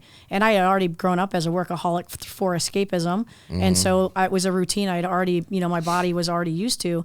And I fancied myself kind of genius because I was just like, I want these hours here and I'm a good worker. I want these hours here and I'm a good worker. And I want these hours here. And you sort of build your own solution around it. And then Jen at the time didn't have a job. She was enjoying the college life, and she's wicked smart, never has to go to class, still passes the test, kind of Right. smart. And she would be sad, like, I never get to see you. And I'd be like, how about you get a job so we can have more tater tots? Yeah. I have a tater tot Ramen, addiction. tater Yeah, tots. literally. They are good. I mean, There was a website back in the day where you could search where the closest restaurant was that had tater tots. really? That's funny. In Rochester? I mean, I don't remember now, Oh, but okay. there's no original thought. Yeah, there you go. Can we bring Bridget into the Yeah, conversation a little bit? No, I don't want to Because- talk about Bridget. No, I'm just kidding. We don't have to talk about her. We're No, gonna I'm have teasing. her Let's talk join. about you. Oh, wow. Make sure that microphone is muted. Thanks. So I'm just curious because you have been talking about Sam for a couple months. You told me about her probably back in May, and she was clearly a great guest suggestion. What is it that? What is your relationship now? Like, are you super involved in the Women's Council of Realtors? I didn't realize that's how that. we met. So, Okay. Yep. Okay. Yes. Bridget, so- pull it up a little higher. Oh, yeah. There Sorry. you go. Oh, there she is. There she is. There well, I am. Hi, friend. Hi, friends. So I joined Women's Council of Realtors just kind of as like a fluke, I guess you can say, with one of my other realtors. She invited me to go to one of their meetings, and I really wanted to get involved in more of a leadership role. So I think it was 2000, maybe 19-ish or so. Something I like can't that. remember. I became the treasurer for Women's Council. Okay. And then, For the state. no, just the local the one. East Valley. Yes. Yeah, Okay. one of the Okay. local Exactly. networks. Right. Yeah. Okay. And then every year in Women's Council, if you're part of the leadership team, you have a planning session. So it was a perfect opportunity to bring a bunch of realtors to my house in Pine Top as a retreat. So we would do the planning sessions there. And then that's when the president at that time, Yep. if she was, brought Sam Yeah. to Pine Top, and we just Yeah, let me created a- add a layer to that little Yeah. piece right there. The first moment I met her, like you could feel her energy already, right? I knew we were going to Yeah. be a good connection in that respect. And she said something blah blah blah blah blah ish. And I was immediately like, I am so stealing that word. I'd never heard it before Ish? used I in say such ish a all I the use time. ish all the time. Love it. She tatted it on her body for me. I literally got an ish tattoo. I was just like, I am keeping that forever. There is not a sentence I can think of where it's not okay to just slip Right. that in at the end. Right. You're right. It's a perfect Exactly. description, ish, right? It is. Every Right. yeah. Life's it's hard. Absolutes are not. something you Exactly. Come across often, Yes. so. Yeah, So- so we really hit it off right then and there. From that That moment. particular trip, yeah. And you're still doing those retreats, right? Or So different no, retreats. so but- right, it is a different retreat. So I hosted the planning session for Women's Council of Realtors probably for the next 2 or 3 years, and then we met another one of our friends, Jackie, who wanted to do this. Yeah, so through Women's Council, Jackie, I meet Jackie and I meet Bridget, and Jackie's got an amazing husband. I find this all across the country that you might find some appreciation for, that I get along with both of the, family members, but there's one that's like my twin. And so I always tease, like, you're sleeping with me because you're married to me. Exactly, Exactly. And so we have like the most amazing, like I just get to be the magnet that attracts really amazing humans to surround myself with, And so we meet Jackie, and then we've got, I've got a speaking company with a buddy of mine out of Las Vegas called Sam and Jolie. So we curate and speak classes around the country together, and some Women's Council of Realtors designation classes, because we have a designation in Women's Council. And so we all start hanging out a little bit more, and we're getting Jackie a little more engaged in Women's Council, and she realized very quickly that wasn't what she was looking for, and what she was really looking for was something that was a little more intense and inclusive and would push her to grow. And so she came up with this idea to have a rewire. So it's retreat, RE, and then wire women in real estate. And she came up with this idea for a 3-day weekend where we come in, and on one day, the first day, everyone has a story to share. And so we have selected speakers. So it's all Is it personal stuff? yeah. Okay. Yeah, you can go as deep as you want, and that's sort of what's kind of powerful about it.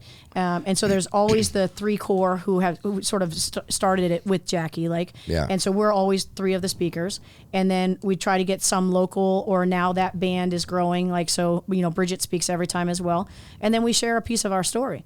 So my most recent one for this one relates to social media, and I think it's kind of a powerful moment. Social media exposed my family's secret. Wow. Right. So as social media and everyone started being able to connect with themselves, family, cousins, aunts, uncles, right? They would friend me on Facebook, and then my mom would immediately unfriend them. And then they would reach out to me like, what the hell just happened? And I, again, just like my sister, well, what do you know? Because now I know the story that's been told is he's away on a military mission. Right. So I know for sure they use that with everyone. So slowly it got exposed what was really happening in the Powell household in Dover, Delaware back in the day. Yeah. And a lot of family, turmoil that came from that. And I had already sort of distanced myself from all of it anyway. And last thing I want is drama. I can't do confrontation. Right. I'm a fight or flight. I'm both at the same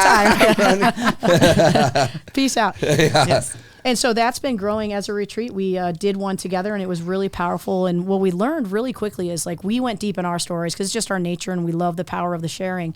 And what we found is after we did ours and we had some other little things, then we asked all of the individuals in the room to also introduce themselves and share a story. And they went deep so fast that the synergy and the bond that gets created in that kind of intense emotional energy in the space, where all women are now looking at each other like we are all from the same dysfunctional planet. You know what I mean? Mm-hmm. And so that it becomes a really beautiful. So day one, everyone has a story to share, a story to tell. And day two is everyone has a value to add. And so for me, it might be like, 60 nuggets in 60 minutes with the Sam Powell. We have a social media expert who talks about the latest whiz bangs in social media.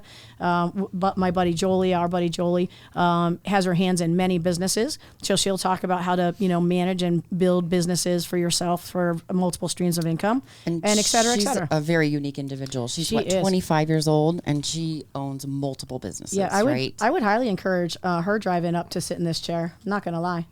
Jolie, Yes. Jolie. Joli, and Okay. I'll What's her spell her last name? last name. It's Waldeck, Waldeck. And I always tell this story about her. It's one of my favorites, like ish for this one, like everyone has their one, Yeah. So Jolie, her name, it's the most beautifully created way of a name I've ever experienced. So her mom's name is Lisa. Her dad's name is Joe. Her name is Joli. First two letters of each of their names. And how beautiful is that? Yeah. That's nice. And it's a Because it usually doesn't work out name. too well.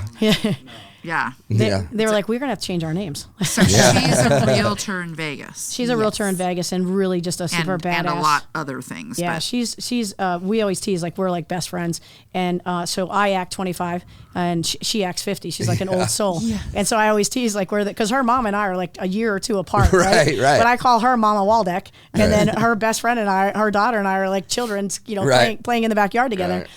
Such that even during COVID, her mom secretly flew me out as Jolie's gift to come and just change the energy and cheer up COVID environment. And I walked up to the door in a blow up dinosaur costume. I love those. So now I'm known for those. Yeah, we have some drone footage. Yeah, so that's me and Jolie. So we have some drone footage of me in a blow up dinosaur outfit. We have a buddy in Michigan, and not that you see all of my tattoos, but I have one, and it's a tattoo of tighty whitey underwear, and it's a Women's Council of Realtors Michigan story, and so we'll save that for another time. But I'm hanging out with him. His name's Rob, and he's great. His wife's great, and so we take a pontoon boat out. His wife drives it. We're both in dinosaur costumes. He's a tech geek, so he's got drones. So there's a drone footage of us getting off the boat and running around this little island together. And then the best moment is, and we can find this footage too, but it's not me talking. I am 5'1" in a dinosaur costume, now expected to hop up onto a pontoon boat from the shoreline, And so it's like me doing the worm, to wiggle up on there. It's fantastic. That's funny. No shame to my game, None. So we're about an hour and a half.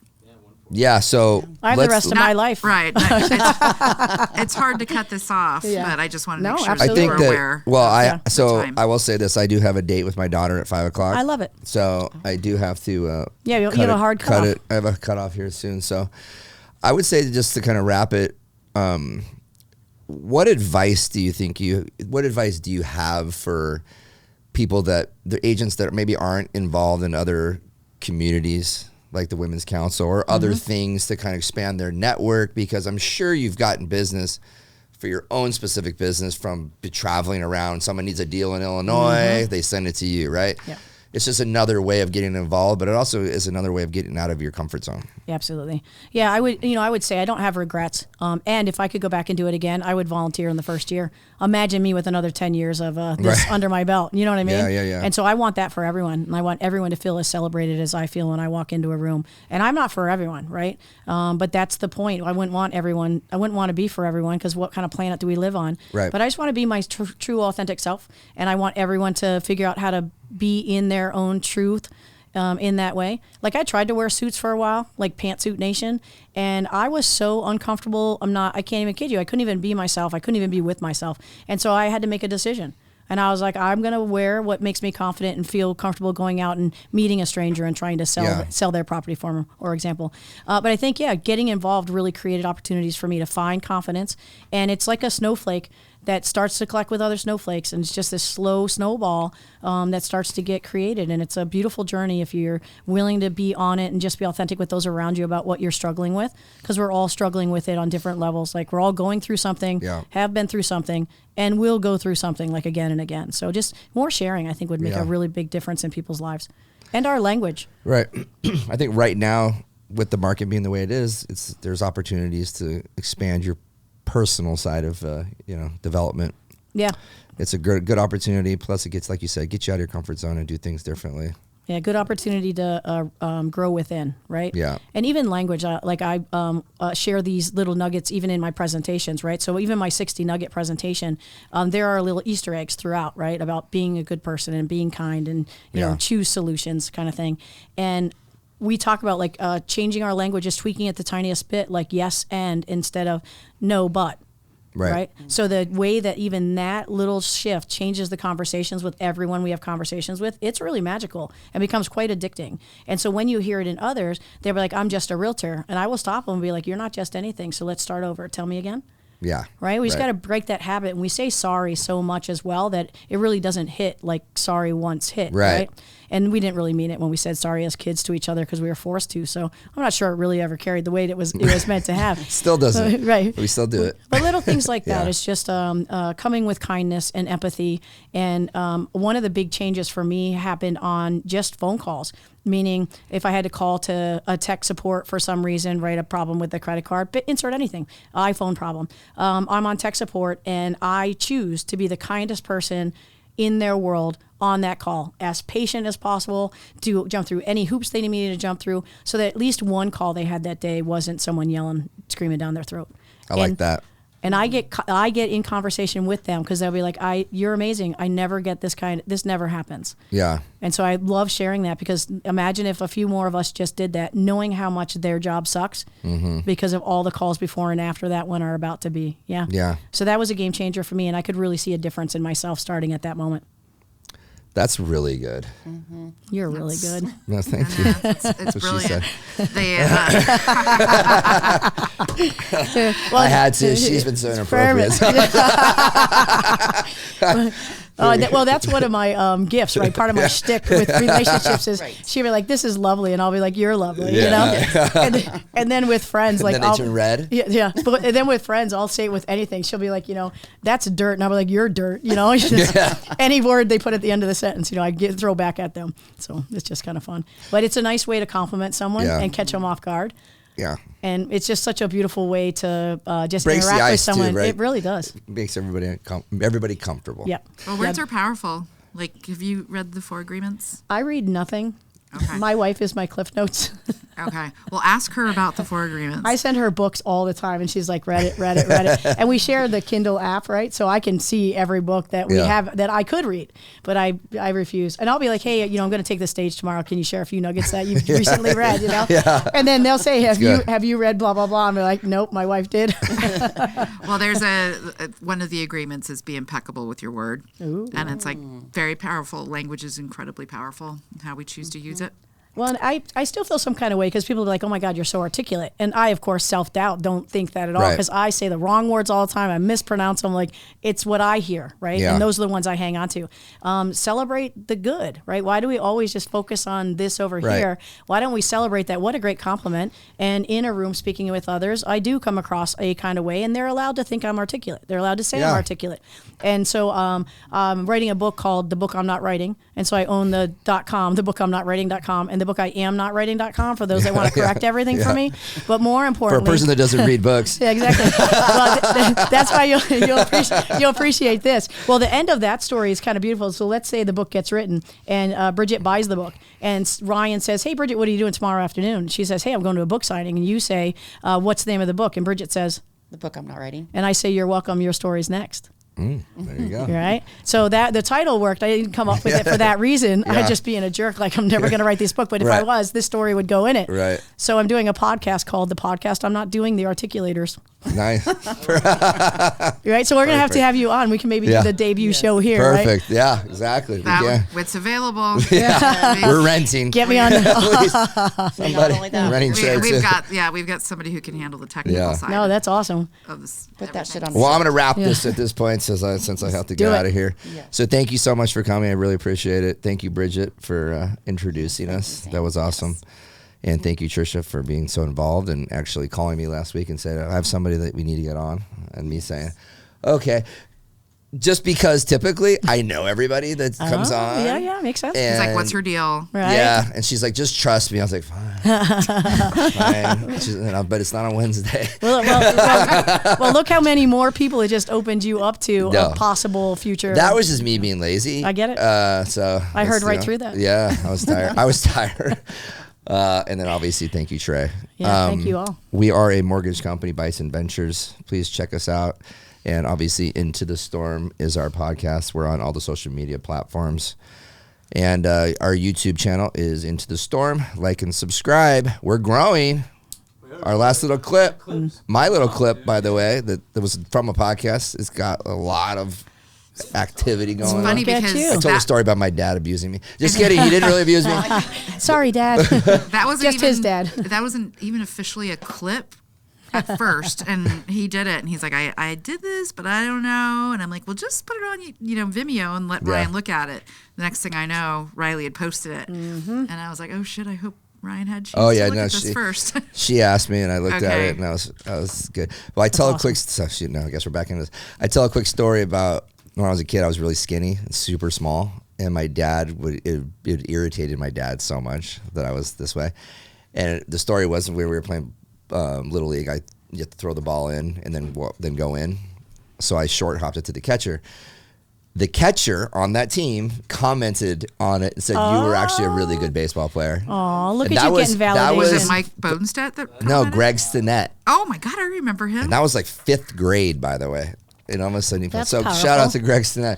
Right? Oh, Anyways, wow. love my dad. But he was a Our dick dad at was times. great, but he wasn't always easy. Yeah. Yep. All right, anybody and everybody, thank you so much for watching and listening. And we'll see you next time. Thanks, bye. Thanks. Bye.